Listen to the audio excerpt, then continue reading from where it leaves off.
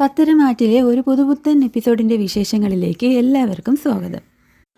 വേണു അനാമികയും രേവതിയും കൂടിയിട്ട് ദേവയാനിയും നയനിനെയും ഒരു സ്ഥലം കാണിക്കുവാണല്ലോ. എന്നിട്ട് വേണു അവരോട് പറയുന്നുണ്ട് 1 കോടി രൂപ അഡ്വാൻസ് കൊടുത്തിട്ടുണ്ട്, ഇനി എത്രയും പെട്ടെന്ന് തന്നെ വീട് വയ്ക്കാനുള്ള ഏർപ്പാടുകൾ തുടങ്ങുമെന്നൊക്കെ പറയുന്നുണ്ടല്ലോ.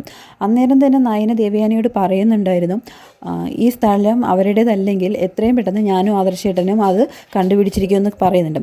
അങ്ങനെ നയനയും ആദർശം കൂടിയിട്ട് കിരണിനെ കാണുവാണ് കേട്ടോ. അപ്പോൾ കിരണിനെ കാണുമ്പോൾ കിരൺ ആ സ്ഥലത്തിനെ കുറിച്ചുള്ള ഡീറ്റെയിൽസൊക്കെ എടുത്തിട്ട് അവരെ വിവരം അറിയിക്കുന്നുണ്ട്. അപ്പോൾ കിരൺ പറയുവാണ് ആദർശനോടും നയനയോടും, ആ സ്ഥലം വേണുവിൻ്റേതല്ല, വേണു നിങ്ങളോട് പറഞ്ഞതൊക്കെ കള്ളമാണ്, ആ സ്ഥലം ഒരു അമേരിക്കക്കാരൻ്റേതാണ്. അയാൾ സ്ഥലത്തില്ലാത്തത് കൊണ്ട് അതിനെ ഒരു ഇടനിലക്കാരനെയാണ് ഏൽപ്പിച്ചിരിക്കുന്നത്. ആ ഇടനിലക്കാരനുമായിട്ട് എനിക്ക് നല്ല പരിചയമുണ്ട്. ഞാൻ അങ്ങേരെ ചെന്ന് കണ്ട് കാര്യങ്ങൾ ചോദിച്ചപ്പോൾ തന്നെ അങ്ങേരെ എല്ലാ സത്യവും എന്നോട് പറഞ്ഞായിരുന്നു. അതുമാത്രമല്ല, ഈ സത്യങ്ങളൊന്നും നിങ്ങളോട് പറയാതിരിക്കാനായിട്ട് വേണു അയാൾക്ക് കുറച്ച് കാശും കൊടുത്തിട്ടുണ്ടായിരുന്നു എന്ന് പറയണം. അതോടൊപ്പം തന്നെ കിരൺ ആദർശനോട് പറയാണ്, ഒരിക്കലും അനിക്ക് പറ്റിയ ബന്ധമായിരുന്നില്ല ഇത്.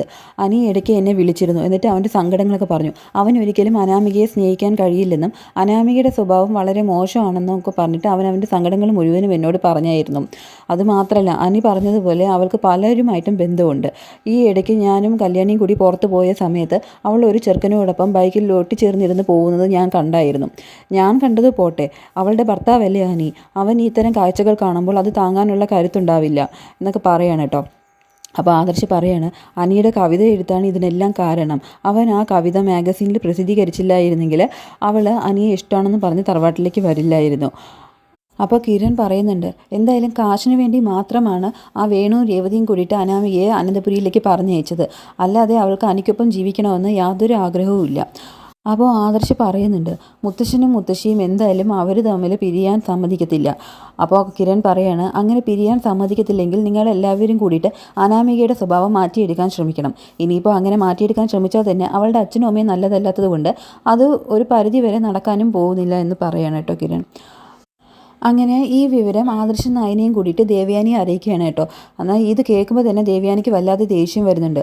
അപ്പോൾ ദേവയാനി പറയാണ്, ഇനിയും ഇവള് ഇങ്ങനെ കള്ളം പറയാൻ ഞാൻ അനുവദിക്കില്ല എന്ന് പറഞ്ഞിട്ട് ദേവയാനിയാണെങ്കിൽ അനാമികയുടെ അടുത്തേക്ക് പോവുകയാണ് കേട്ടോ. എന്നിട്ട് ദേവയാനി അനാമികയോട് പറയാണ്, നീ ഇപ്പോൾ തന്നെ നിൻ്റെ അച്ഛനും അമ്മയും വിളിക്കണം, എന്നിട്ട് അവരോട് ഉടനെ തന്നെ ഇങ്ങോട്ടേക്ക് വരാൻ പറയണമെന്ന് പറയണം.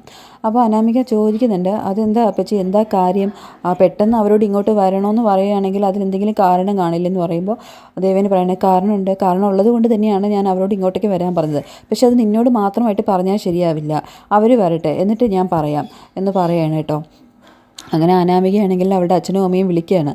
പക്ഷേ ഇത് അറിയുമ്പോൾ ജാനകിയും ജലജയും ആണെങ്കിൽ ദേവയാനീനെ കുറ്റപ്പെടുത്തുന്നുണ്ട്. അപ്പോൾ ജാനകി ദേവയാനിയോട് പറയാണ്, എങ്ങനെയും അനാമികയെ ഇവിടെ നിന്ന് ഇറക്കി വിടണം, അതിന് വേണ്ടിയിട്ട് ഇവിടെ പലരും ശ്രമിക്കുന്നുണ്ട്. ഇപ്പോൾ ഏട്ടത്തിയും അവർക്കൊപ്പം ചേർന്നിട്ട് എൻ്റെ മരുമകളെ കുറ്റപ്പെടുത്തുവാണ് എന്ന് പറയുവാണ് കേട്ടോ. അപ്പോൾ ജലജ പറയുകയാണെങ്കിൽ, അതിലിനി എന്തെങ്കിലും സംശയമുണ്ടോ ജാനകി, ഏട്ടത്തിക്ക് ഇപ്പോൾ ഏട്ടത്തിയുടെ മരുമകൾ മാത്രം മതി. ദേവയാനി പറയുന്നുണ്ട് അവരോട്, ഞാൻ എന്തിനാണ് അവരോട് ഇങ്ങോട്ടേക്ക് വരാൻ പറഞ്ഞതെന്നുള്ളത് അവർ വരുമ്പോൾ അറിയാമല്ലോ, എനിക്ക് അവരോട് ചിലത് ചോദിക്കാനുണ്ട്, അതിന് അവർക്ക് എന്താ മറുപടി പറയാനുള്ളതെന്ന് നിങ്ങൾക്ക് കേൾക്കാമല്ലോ.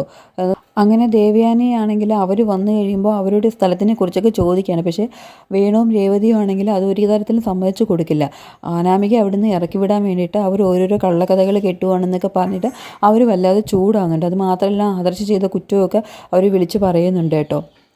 അങ്ങനെ വേണു ആണെങ്കിൽ എന്താ ചെയ്യണമെന്ന് വെച്ചാൽ, ഇങ്ങനെ ഒരു വീട്ടിൽ എന്തായാലും എൻ്റെ മോൾക്ക് മനസ്സമാധാനത്തോടെ നിൽക്കാൻ പറ്റില്ല എന്ന് പറഞ്ഞിട്ട് വേണു ആണെങ്കിൽ രക്ഷപ്പെടാൻ വേണ്ടിയിട്ട് അനാമികനെ അവിടെ നിന്ന് വിളിച്ചുകൊണ്ട് പോവുകയാണ്.